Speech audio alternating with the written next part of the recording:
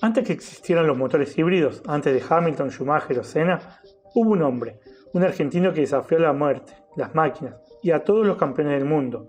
Esta es la historia de Juan Manuel Fangio, el verdadero maestro del automovilismo. Juan Manuel Fangio nació el 24 de junio de 1911 en Balcarce, Argentina. Hijo de inmigrantes italianos, creció en un taller mecánico donde aprendió a amar los motores desde muy chico. Su infancia estuvo marcada por la humildad y el esfuerzo. Entre llaves inglesas y tuercas, Fangio construyó su destino. Mucho antes de imaginar la velocidad como profesión, soñaba con ser futbolista. Su apodo más famoso, el Chueco, viene justamente de ser un hábil gambeteador con una particular manera de correr y caminar. Antes de la Fórmula 1, Fangio se forjó en las rutas más peligrosas de Argentina. Competía durante días enteros, cruzando pueblos, montes y montañas. El turismo carretero y la fuerza libre fueron sus escuelas, sin mecánicos, sin radios, sin protecciones modernas, solo el piloto, el auto y el camino. Allí nació el verdadero Fangio, resistente, inteligente, calculador, un verdadero estratega. Él mismo reconocería años después que no era un piloto espectacular, pero sí muy efectivo. Yo no he sido un corredor espectacular, siempre corrí dentro de mis posibilidades, claro. Por eso estoy aquí hablando contigo, porque en 10 años que yo corrí en Europa murieron 30 pilotos. Quizás fue entonces cuando forjó la frase, para ganar, primero hay que llegar. En 1950 la Fórmula 1 comenzaba su camino, y con ella aparecía Fangio. Subcampeón ese año, en 1951 ganó su primer título mundial con Alfa Romeo, convirtiéndose en el primero de solo 4 pilotos en ser campeón venciendo en el mismo vehículo al defensor del título, Nino Farina, en este caso. Pero lo asombroso vendría después. Ganó 5 campeonatos del mundo con 4 escuderías distintas, Alfa Romeo, Maserati, Mercedes-Benz y Ferrari. 4 de ellos consecutivos, entre 1954 y 1957, además de 2 subcampeonatos, el mencionado en 1950 y en 1953. En 1951 fue campeón en España, última fecha a la que llegaba primero del campeonato.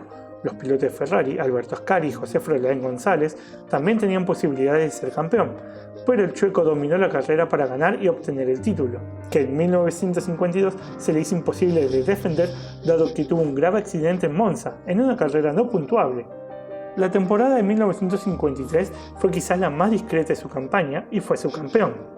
Tras un mal comienzo con abandonos en Argentina, Países Bajos y Bélgica, consiguió 3 segundos puestos en Francia, Inglaterra y Alemania. Pero ese segundo lugar en Alemania le había quitado toda chance de ser campeón, pero pudo conseguir el segundo lugar del campeonato al vencer en Monza, lugar donde se había accidentado un año atrás.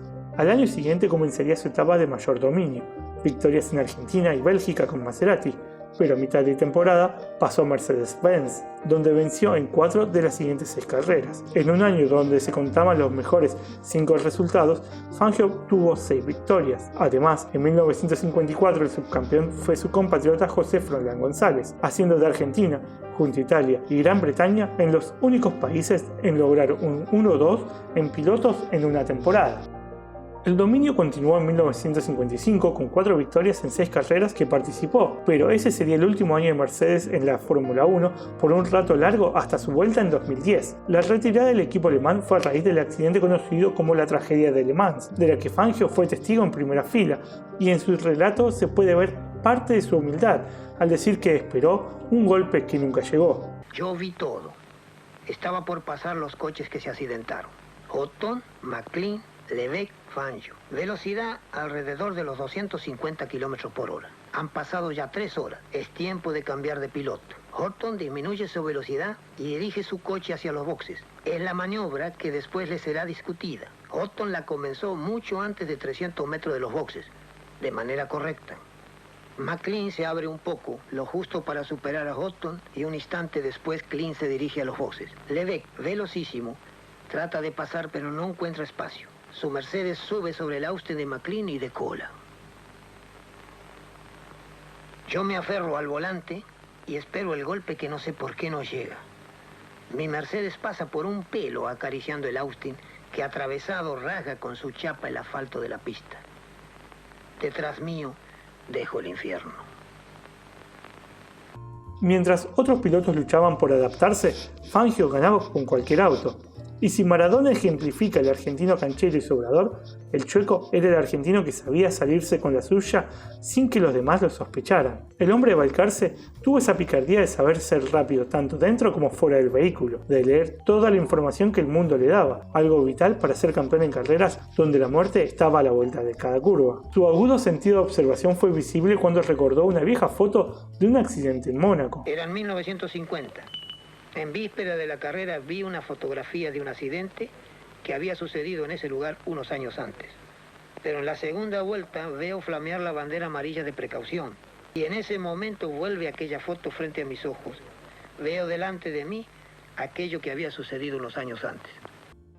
Hizo sapiencia debajo del coche cuando tras su paso por Mercedes fue a Ferrari, donde notó que los ingenieros cambiaban en cada carrera entre los pilotos. Esto no le convenía, ya que él, por su pasado como mecánico, le daba muy buena información a su ingeniero que luego utilizaban los autos de sus compañeros, que también eran rivales. Así que pidió a Enzo Ferrari tener un ingeniero solo para él. Il Commendatore, con quien nunca se llevó bien, no quería saber nada, hasta que el argentino le propuso una baja de salario. Adivinen quién ganó el título en 1956. En un año discreto, hay que decir, con 3 victorias, una de ellas en Argentina, compartida con Musso, y con la inestimable colaboración de Collins en la última carrera. Pero su mayor obra sin dudas la hizo en Alemania, 1957, en Nürburgring. Si el argentino vence, se consagra campeón mundial. Tiene una táctica que preveía una detención rápida, pero Fangio pierde casi un minuto de más en los boxes. La carrera parece perdida, pero en las últimas 10 vueltas hizo historia. Rompe récords de manera consecutiva, supera a las 2 Ferraris que lideraban la carrera y gana, en lo que muchos consideran la mejor actuación individual de la historia de la Fórmula 1. Fangio se retiró en 1958. Nunca fue arrogante, nunca fue agresivo, ganaba con respeto, con clase, con sabiduría, con la humildad como estandarte. Terminó su carrera con una estadística brutal. Ganó 24 de las 51 carreras que corrió, un porcentaje que hoy parece imposible. Su legado va más allá de los trofeos. Es un ejemplo de un piloto caballero, de un hombre que no necesitó polémicas ni shows. Su legado fue en base a talento. Sufrió un secuestro en Cuba en 1958 al comenzar la temporada, en la previa del Gran Premio de dicho país, que no era puntuable para la Fórmula 1. Curiosamente, la carrera duró 5 vueltas debido a un accidente que causó la muerte de 6 espectadores y varios heridos. El Chueco diría después: yo podría haber estado en ese choque, así que mis secuestradores me salvaron la vida. Esto puede verse hoy en día en alguna plataforma, ya que fue llevado al cine en la película Operación Fangio. Fue declarado deportista del siglo en Argentina en 2011 y también fue elegido tercero en el programa El Gen Argentino en 2007, solo por detrás del máximo prócer del país, José de San Martín, y del inventor de la técnica del bypass coronario, René Favaloro, pero ganando la categoría deportes por encima de Diego Maradona y superando en la ronda final al Che Guevara. Sus números y porcentajes son para dejar sin palabras. Hizo apenas 7 temporadas completas en la Fórmula 1 y sus resultados son asombrosos: 5 campeonatos y 2 subcampeonatos. En 1958 apenas disputó 2 grandes premios, Argentina y Francia, cuando decidió retirarse en la 6ª fecha con un 47% de victorias sobre el total de carreras disputadas. He leído muchas veces cómo se han menospreciado los títulos de Fangio, sobre todo de sectores jóvenes del automovilismo. Pero gente, manejar estos vehículos a más de 300 km por hora, porque sí, llegaban a esa velocidad en las largas rectas de las enormes, pero a la vez inseguros circuitos de ese entonces, con neumáticos que eran similares a los de una bicicleta y con frenos de tambor, sin dirección asistida, caja de cambios totalmente manual, sin cinturones de seguridad y un casco que era más decorativo que otra cosa, llevar un auto de esos al límite no era para cualquiera. Y el bonaerense fue el primer piloto en dominar una categoría tan difícil como la Fórmula 1. Sus números totales fueron eclipsados, pero recordemos que sus brutales porcentajes no. Con esa efectividad de casi el 50%, ¿cuántas victorias se hubiera conseguido de tener 24 carreras al año como tienen los pilotos actuales? De las 51 carreras en que participó, en 42 terminó clasificando al terminar la competencia, es decir, que tuvo 9 abandonos, y de esas 42 veces que llegó, solo en una no lo hizo en una posición puntuable, Bélgica 1951. y curiosamente se llevó un punto por la vuelta al récord en su 9º lugar. Todo esto en épocas donde solo puntuaban los primeros 5 pilotos, no 10 como hoy en día. Su legado se ve en la admiración que ha provocado en grandes campeones que lo han sucedido como Jackie Stewart o Ayrton Senna, en las estatuas suyas alrededor del mundo, una de ellas en Buenos Aires, o en la multitud que lo ha acompañado en su último viaje tras su fallecimiento el 17 de julio de 1995. Fangio no solo fue un campeón, fue una leyenda construida a base de humildad, coraje y respeto. Hoy, más que nunca, lo recordamos como lo que fue, el primer gran maestro del automovilismo. Juan Manuel Fangio, el quíntuple, el chueco, el eterno. Este fue un breve repaso a la carrera de Juan Manuel Fangio. Si les gustó o quieren que profundice más en otros aspectos o que hable de otros pilotos, déjenlo saber en la caja de comentarios. Ya que están ahí, suscríbanse. Si les gustó el video, soy George Muske y nos vemos en la próxima. Comprendí que un hombre no debe engañarse nunca y creer que es el mejor.